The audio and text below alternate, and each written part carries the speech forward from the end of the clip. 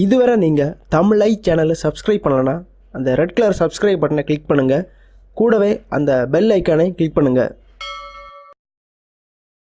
வணக்கம் நண்பர்களே, இந்த வீடியோவில் பார்த்தீங்கன்னா இன்டர்நேஷனல் லைசன்ஸ் எப்படி பெறலாம் அப்படின்னு பார்ப்போம். இந்தியாவில் பார்த்தீங்கன்னா நிறைய பேர் டூருக்கு போவாங்க. அதாவது பார்த்தீங்கன்னா சிம்லா, இந்த மணாலி, ஜம்மு காஷ்மீர் அப்படின்னு போவாங்க. நிறைய பேர் பார்த்தீங்கன்னா பைக்லேயே ட்ராவல் பண்ணி போயிட்டு இருப்பாங்க. என்னதான் நம்ம பஸ்ஸில் ட்ரெயினில் போனாலும் பைக் அல்லது காரில் போகிற ஃபீலிங்கை ரொம்ப வித்தியாசமாக இருக்கும். அதை நம்ம வார்த்தையினால சொல்கிறத விட நம்ம பயணத்துலேருந்து அனுபவித்து பார்த்தா அதனுடைய ஃபீலிங் தெரியும். ஒரு வழியாக இந்தியாவெல்லாம் சுற்றி பார்த்த பிறகு பார்த்தீங்கன்னா நிறைய பேர் வெளிநாட்டுக்கு டூர் போக நினைப்பாங்க. வெளிநாட்டில் அவங்க டூர் போகும் பார்த்தீங்கன்னா பெரும்பாலும் ஒரு வாடகை காரை தான் எடுக்க வேண்டியிருக்கும். இதற்கு காரணம் என்னன்னு பார்த்தீங்கன்னா இந்த லைசன்ஸ் பார்த்தீங்கன்னா இந்தியாவில் மட்டும்தான் நம்மளால டிரைவ் பண்ண முடியும். அதாவது பார்த்தீங்கன்னா இவங்க பேக்கில் இருந்து பார்த்துட்டே போகிற மாதிரி இருக்கும். என்னதான் பேக்கில் இருந்து பார்த்துட்டு போனாலும் நம்மளே ஒரு புதிய வழியை கண்டுபிடிச்சி மேப்பெல்லாம் பார்த்து எடுத்து போகும்போது அந்த ஃபீலிங்கை ரொம்ப தனியாக இருக்கும். அப்படிப்பட்டவங்களுக்கு இந்த வீடியோ ரொம்ப யூஸ்ஃபுல்லாக இருக்கும்னு நினைக்கிறேன். நம்ம இந்த இன்டர்நேஷனல் லைசன்ஸ் அப்ளை பண்ணுறது பார்த்தீங்கன்னா கண்டிப்பாக இந்தியாவில் டிரைவிங் லைசன்ஸ் இருக்கணும். அதாவது நீங்கள் சுற்றி பார்க்க போகிற நாட்டுடைய விசா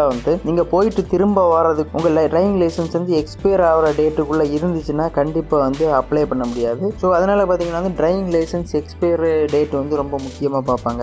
அடுத்தது பார்த்தீங்கன்னா உங்கள் பாஸ்போர்ட் கண்டிப்பாக 6 மாதம் வேலிடிட்டி இருக்கணும். அதுக்கு மேலே இருந்தாலும் குழப்பமில்லை, அதுக்கு கம்மியாக இருந்தால் அப்ளை பண்ணுறதுல பிரச்சனைகள் ஏற்படும். நீங்கள் டிரைவிங் லைசன்ஸ் அப்ளை பண்ணும்போது பார்த்தீங்கன்னா நீங்கள் எந்த நாட்டுக்கு போகிறீங்களோ அந்த நாட்டுக்கான ஃப்ளைட் டிக்கெட்டு, அடுத்து திரும்பி வருவதற்கான அந்த ரிட்டன் டிக்கெட்டு, கூட பார்த்தீங்கன்னா அந்த விசா காப்பி, இவையெல்லாம் பார்த்தீங்கன்னா ஆர்டிஓ ஆஃபீஸர்கிட்ட கண்டிப்பாக நம்ம காட்டணும். அதுக்கப்புறம் 4 பாஸ்போர்ட் சைஸ் ஃபோட்டோ, கூட பார்த்தீங்கன்னா CMB4 ஃபார்ம் பார்த்தீங்கன்னா ஆர்டிஓ ஆஃபீஸில் கிடைக்கும். அதை நீங்கள் வாங்கி நீங்கள் சைன் பண்ணி திரும்ப இந்த டாக்குமெண்ட்ஸ் எல்லாம் சேர்த்து நீங்கள் ஆர்டிஓ ஆஃபீஸில் கொடுக்கணும். கூடவே பார்த்தீங்கன்னா அந்த ஃபார்மு கூட உங்கள்கிட்ட மெடிக்கல் சர்டிஃபிகேட் கொடுக்க வேண்டியிருக்கும். அதுக்கப்புறம் பார்த்தீங்கன்னா ஃபீஸ்ன்னு பார்த்தீங்கன்னா மொத்தம் 1500 ரூபாய் கேட்பாங்க. இப்போ பார்த்தீங்கன்னா நீங்கள் அப்ளை பண்ண 2-3 நாளில் கிடைக்கும். நன்றி.